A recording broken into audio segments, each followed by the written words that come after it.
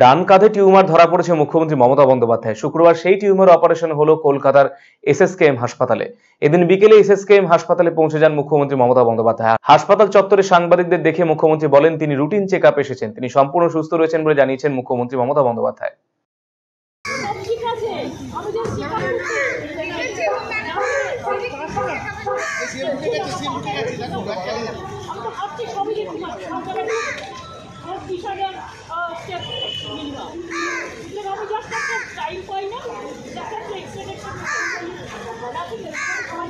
সাংবাদিকদের মুখোমুখি হওয়ার পর মুখ্যমন্ত্রী সোজা রওনা দেন উডবার্ন ওয়ার্ডের পথে। সেখানে ইসিজি এক্স-রে করা হয় মুখ্যমন্ত্রীর শরীরের।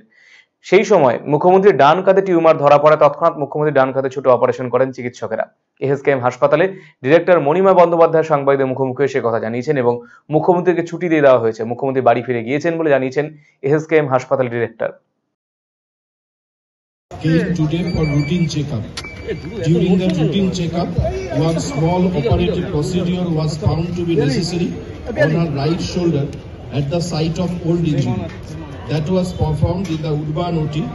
She is now fit to be discharged, and at this moment she is having tea with the doctors. Thank you.